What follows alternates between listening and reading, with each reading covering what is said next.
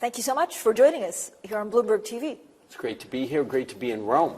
It is great to be in Rome. Now, there's a lot of conversations about, of course, the strength of this economy, the strength of economies in general, and how that plays out in the markets. What do you worry about? What is the biggest mismatch out there? Well, it's interesting. One concern would be that central banks, having been too dovish early on in terms of not raising rates, not shrinking their balance sheets fast enough, that as inflation is coming down, and I think they have air cover, that they're going to be patient because they don't want to be too quick this time to stimulate things, to bring rates down. And so I think we could see a little more of a slowdown. That's a possible risk out there. As investors, it's interesting. I would say one of the things I worry about is that we wait too long, particularly in some of the sectors where there's been a bigger decline in value and people are more cautious. So we had a meeting this week with our growth equity team, and we were talking about some of the opportunities in that space. A lot of investors are obviously cautious there. Commercial real estate, which I'm sure we'll talk about.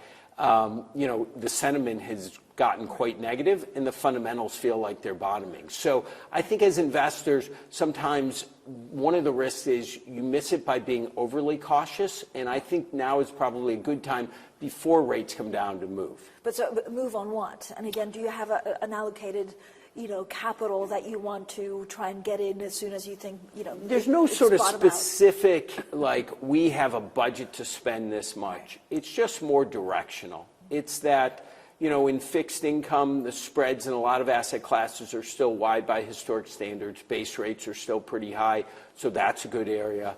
Being a capital solution provider today, helping people get some liquidity makes sense. Yeah. People who need to deleverage, working with the banks and giving them some capital relief. And then particularly in sectors where we have high conviction in digital infrastructure, in green energy, in life sciences leaning in. So I would say it's pretty broad-based. And then specifically on real estate, definitely here in Europe, the sentiment's so negative, try to move faster. And so, but are there opportunities actually in commercial real estate? And do you have to fight them off with some of your formidable competitors as well? Because now's the right time to get back in. There are definitely opportunities. I would say the sentiment is more negative. The competition is not as great as normal. Real estate's obviously been hit by two big forces here. One, work from home, which has really hit the office sector. And the second is the rise in interest rate, which has caused cost of capital to go up and caused multiples in real estate to come down, cap rates to go up. And so what you want to do in this kind of environment is look through that, because that's occurred. There are going to be tons of headlines of market transactions that were priced in a different world that will run aground now. You'll read about them in banks, maybe insurance companies. But on the ground, we're seeing cost of capital start to come down. Spreads are starting to tighten, and new construction's coming down dramatically. So in sectors that we really like logistics, benefiting from e-commerce, digital infrastructure, student housing, hotels, we think there are opportunities, and we've done a number of multi-billion-dollar transactions. But is there a danger that something goes under in the commercial real estate space that infects others, that could snowball into a systemic issue even? I don't think it's systemic. I think there are financial institutions that have investments or loans that were made in a different period of time, and we've seen that most recently in New York Community Bank. And those institutions are going to have to mark those assets to market. Those loans will come due. There'll be needs for new capital. There may be some institutions who get into more trouble. I don't think this is like 08 and 09 in terms of the scale of what we were facing, but I do think there'll be some situations. But that's what creates the opportunity. It's because the perception is so negative, the headlines are negative, and yet the value decline has occurred. I'm not saying there's some V-shaped recovery, but when you get into this bottoming period, that's when you want to try to move. So when you say getting into a situation, this is what companies actually going bust? Well, there are definitely assets that were financed in a different area. Particularly, you focus on commercial real estate, because there's been a more profound impact, certainly in the office sector. And so I think that will create opportunities. We bought a $17 billion mortgage loan portfolio with the FDIC from Signature Bank. Those are the kind of opportunities. There may be more of those that emerge. But I think saying that this is going to lead to a much broader systemic issue, I think that would be too much. I mean, there's growing competition, of course, in the asset management world for retail PE. How does that change how you do business? Well, I think at the end of the day, if your customers are pension funds, sovereign wealth funds, insurance companies, or individual investors, at the end of the day, you have to deliver good returns. It's like a restaurant serving good food. And if you don't do that, the customer is going to go elsewhere. Now, the distribution format is different because you're not talking to a couple hundred customers, you're talking to a couple 100,000 customers. The structure of the vehicles can be a little bit different in terms of their liquidity, their yield, their tax structure. But to me, the end product is the same. And what we're trying to do is leverage the enormous scale and insights that Blackstone has in terms of what we see in the world, the people we have on the ground, and then generate more favorable returns. And then deliver that to different underlying customers. But it's, at the end of the day, really the same product. But isn't it, in part, fundamentally changing the industry, or at least, the business model of some of your investors? I do think the business is evolving. I mean, if you went back and you said, what was this business 10 or 20 years ago? It was private equity, real estate private equity, and opportunistic credit. You were seeking to get 20% gross returns, 15 net.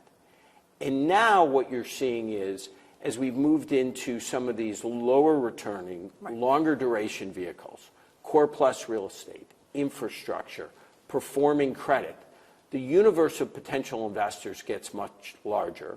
The universe of potential assets to invest in gets much larger. And so a firm like ours and some of our competitive firms have benefited and grown a lot in scale. I think the good news is we're still pretty early days in this process. And so when do you see it coming to maturity?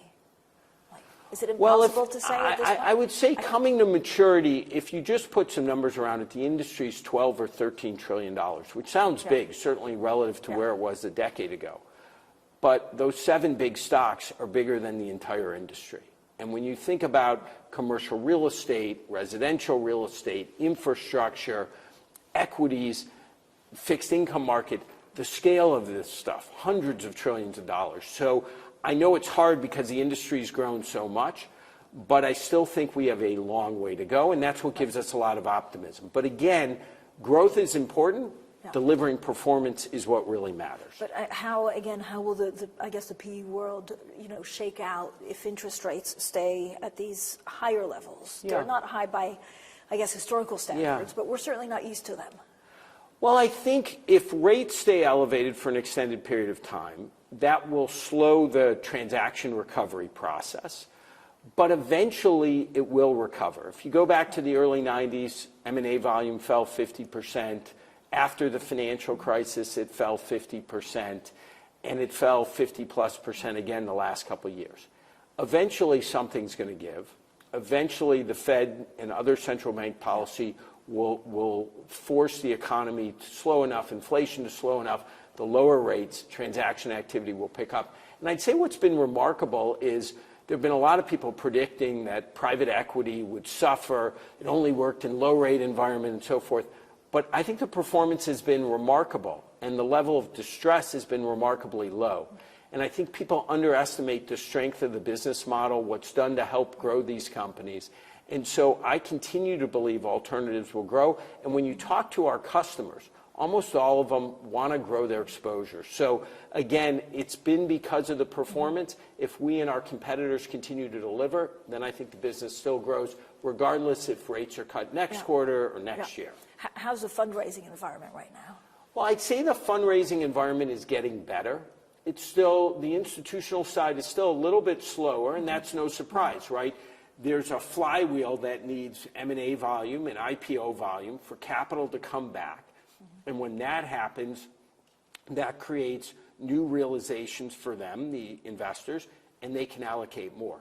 That's been slower, and so it's a little tougher on the fundraising environment, a little slower, obviously, in real estate, maybe in some cases over their targets in private equity, more enthused about private credit or secondaries. But I would say it definitely feels better than it did 6 months ago when rates were up at 5%, or 12 months ago when we had Silicon Valley Bank. And then I think individual investors are feeling more confident given what's happening in markets. And insurance clients are increasingly realizing there's a benefit to taking a portion of their portfolio and moving it into private credit. So I'd say there's a lot of openness to the asset class. I think market stability, rates coming down at some point here will certainly help. How often do you get asked about B-REITs? I get asked a lot, lot? particularly about the press, from the press. And what I'd say about B-REIT is the basic premise was we were going to create a product for individual investors to invest in private real estate. And what we wanted to do was deliver returns that were in excess of the public markets in a semi-liquid vehicle. And if you look over the last 7.25 years since we started, we've delivered basically double the public REIT market. For 6+ of those years, we gave monthly liquidity.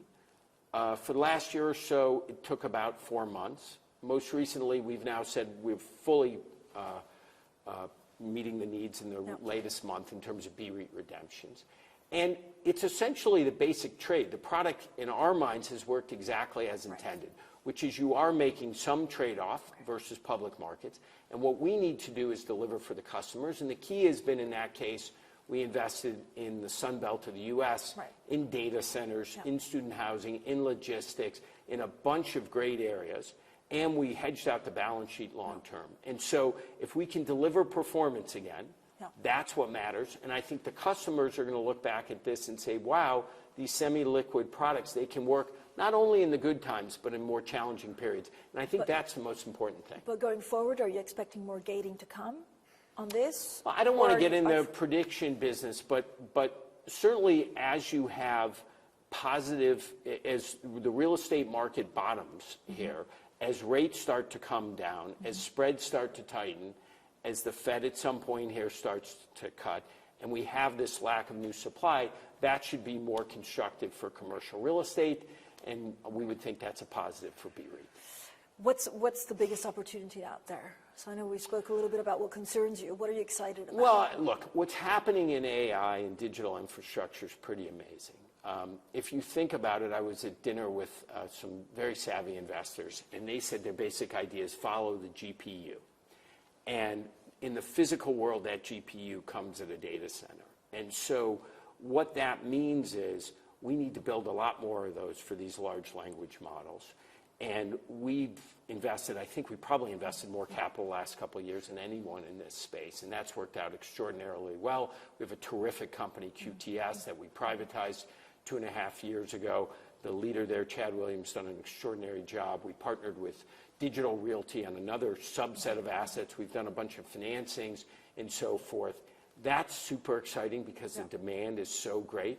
Now, it is going to lead to some really interesting questions about power, and those are going to have longer-term societal questions. But in the near term, there's a real race to build these things, and I think for us and our investors, an opportunity to deliver outsized returns. Thank you so much for joining us today, John. Thanks for being here. Great to see you, Francine.